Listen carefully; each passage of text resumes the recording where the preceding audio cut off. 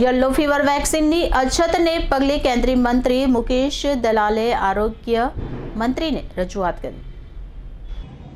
બોટાદ જિલ્લામાં કપાસની ખરીદી દરમિયાન ખેડૂતો સાથે થતા કડદા અને પોલીસના દમન વિરોધમાં સુરત આમ આદમી પાર્ટી દ્વારા રાજ્યવ્યાપી વિરોધ ઝુંબેશ હાથ ધરવામાં આવી છે। પક્ષના ખેડૂત નેતા રાજુ કરપડા અને પ્રવીણ રામની ધરપકડ પછી આપે તમામ જિલ્લાઓમાંથી કલેક્ટર મારફતે રાજ્યપાલને પત્ર લખી ન્યાયની માંગ કરી છે। બોટાદમાં કપાસ ખરીદીની કડદા પ્રથા સદંતર બંધ થાય અને કડતું કરનાર વેપારીઓનું લાયસન્સ તાત્કાલિક રદ થાય તેમજ ખેડૂતો પર માલ વેપારીના ગોડાઉન સુધી પહોંચાડવાની ફરજ દૂર થાય એની લેખિત બાહેધરી માંગી તેમજ હળદડ ગામમાં શાંતિપૂર્ણ આંદોલન પર પોલીસ દ્વારા કરાયેલા લાઠીચાર્જ અને 85 ખેડૂતોની ધરપકડ સહિતના ઘટનાક્રમની તપાસ થાય અને જવાબદાર અધિકારીઓ વિરુદ્ધ કાર્યવાહી થાય સાથે ખેડૂતો પર થયેલ ખોટા આરોપ અને કેસ તાત્કાલિક પાછા ખેંચવાની માંગ સાથે સુરત આમ આદમી પાર્ટી દ્વારા જિલ્લા કલેક્ટરને લેખિત રજૂઆત કરી।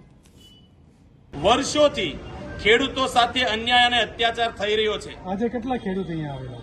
આજે આમ આદમી પાર્ટીના પ્રતિનિધિઓ આવ્યા છે કારણ કે આમ આદમી પાર્ટી ખેડૂતોના સમર્થનમાં ઊભી છે અને આ ભાજપ ભ્રષ્ટ ભાજપીય કડદા પાર્ટી તો એવી છે કે ખેડૂતો શાંતિપ્રિય રીતે જો એમની વાત સરકાર સામે મૂકવા માટે ભેગા થાય તો એમને દંડા વરસાવે છે, એમને જેલમાં પૂરે છે।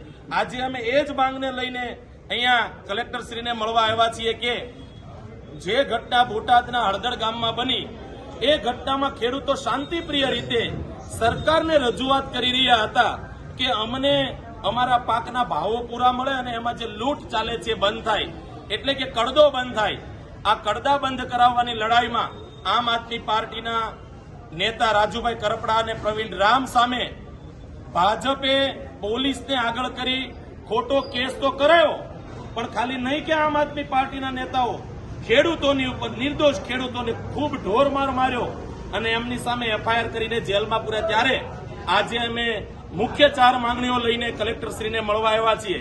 એ માંગણી અમારી એવી છે કે પહેલા તો ખેડૂતો સાથે જે કડદો થાય છે કડદો બંધ થાય અને જે વેપારીઓ કડદો કરે છે એમનું તાત્કાલિક ધોરણે એમનું લાયસન્સ સસ્પેન્ડ કરવામાં આવે। બીજું કે કોઈ ખેડૂત એપીએમસીમાં એમનો માલ વેચવા જાય તો એ માલ એપીએમસીમાં વેચી દે પછી ત્યાંથી વેપારીઓ એવું કહે છે કે મારા ગોડાઉન કે મારી ફેક્ટરી સુધી મોકલવામાં આવે અને એનું ભાડું ખેડૂતોએ ચૂકવવું પડે છે। આ ખોટી પ્રથા છે, નિયમબદ્ધ આ વાત નથી। તો આ કામ બંધ થવું જોઈએ અને ખેડૂતોનું શોષણ બંધ થવું જોઈએ। ત્રીજું, હળદડ ગામની અંદર જે મહાપંચાયત ભરાણી હતી એ મહાપંચાયતમાં જે ખેડૂતો ભેગા થયા હતા એમની ઉપર પોલીસે બર્બરતાપૂર્વક લાઠીચાર્જ કર્યો, દમન કર્યું।